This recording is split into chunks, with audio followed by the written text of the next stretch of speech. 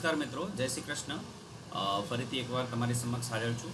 આજે નિફ્ટીનો એનાલિસિસ જે આપણે કર્યું હતું લાસ્ટ ટાઈમ, તો એ સૌથી પહેલાં જોયું ચેઇન રિલેટેડ 23,500. 23,500 એનું સપોર્ટ લેવલ હતું. કરીબન આ 38,000 જેટલા હતા જે હાઈએસ્ટ હતા. પછી 23,300 આગળ હાઈએસ્ટ હતા, જે અત્યારે એટલા ને એટલા જ છે, 31,000 છે. તો 23,500 જે સપોર્ટ લેવલ હતું એ જ લેવલથી નિફ્ટી 453 જેટલો લો માર્યો હતો. અહીંયા ચેક કરી લઈએ. અહીંયા લો દેખાય છે 443 લો માર્યા પછી એક જોરદાર બાઉન્સ, કરીબન 100 પોઈન્ટ જેટલો બાઉન્સ આવ્યો અને લોથી 116 પોઈન્ટ જેટલો ઉછાળ આવીને બંધ થયો.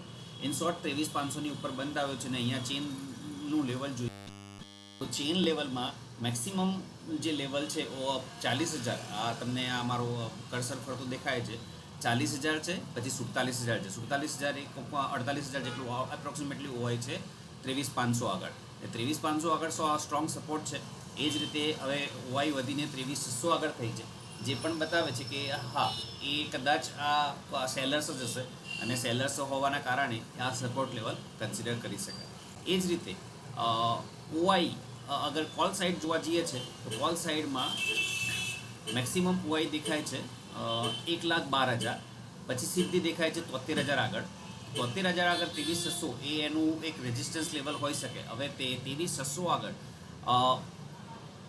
કોલનું અને પુટનું બંનેનું ઓવાઈ મેક્સિમમ લેવલ ગણી શકાય. એટલે આ મેક્સ પેઇન જે કન્સેપ્ટ છે, 73,000 અને 40,000 એડ કરીએ તો કરીબન 1,13,000 થાય, જે હાઈએસ્ટ લેવલ કદાચ કન્સિડર કરી શકાય. તો મંડે ચાર્ટ એનાલિસિસ જોઈએ તો ચાર્ટ એનાલિસિસમાં આપણું લાસ્ટ ટાઈમ પણ કહ્યું હતું, આ ગેપિંગ લેવલ 300 પોઈન્ટ સુધી ડાઉન જાય ત્યાં સુધી કોઈ મેટર નથી કરતો. અને આ ડાઉન પોઈન્ટ છે, હાઈએસ્ટ પોઈન્ટ હતો 23,381. હવે 23,381ની અગેન્સ્ટમાં 443 જેટલો હાઈ લો માર્યો. તો અહીંયા હવે એક કન્સેપ્ટ છે. અહીંયા તમને હવે હું લાઈન બતાવું. 20 DMA જે સ્ટેબલ થઈ રહી છે અને સ્ટેબલ થઈને કદાચ વધવા તરફ છે.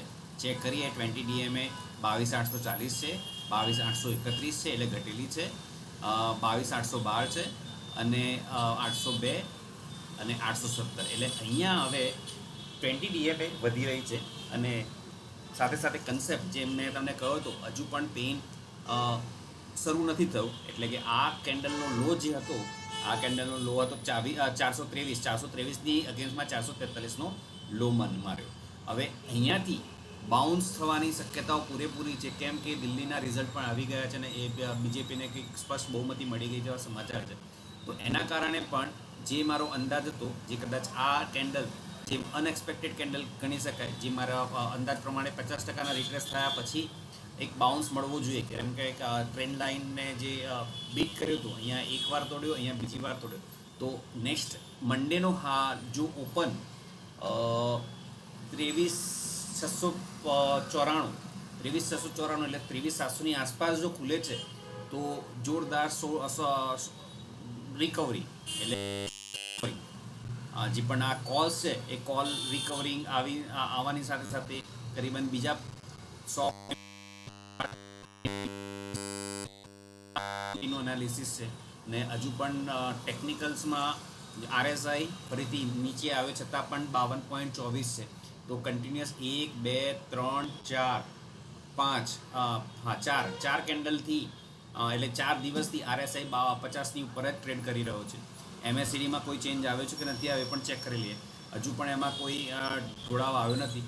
થોડુંક ડાઉન થયો છે ડિફરન્સ, પણ એ નિગ્લિજિબલ છે. 94ની સામે 84 આવ્યો છે, એટલે એ એટલો એસેજ મેટર નથી કર્યો.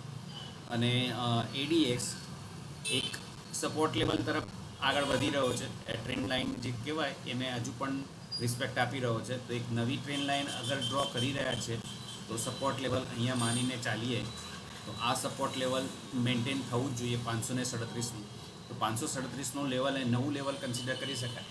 તો તમારે હવે જે નવી થિયરી જે ડિફાઇન કરશો, હવે આગળના દિવસોમાં જેને પણ ફોકસ કરશો એને તમારે 550ને અથવા 23,500ને ધ્યાનમાં રાખીને તમારા ટ્રેડ્સ ઇનિશિએટ કરવા જોઈએ. તો આ તમારું નિફ્ટીનું એનાલિસિસ. નેક્સ્ટ વિડીયોમાં નવેસરથી જે પણ સ્ટોરી આગળ વધશે એ પ્રમાણેનું એનાલિસિસ લઈને તમારી સમક્ષ હાજર થઈશ. જો સારો લાગ્યો હોય તો મિત્રો સાથે શેર કરો અને એને ફોરવર્ડ કરજો. Thank you.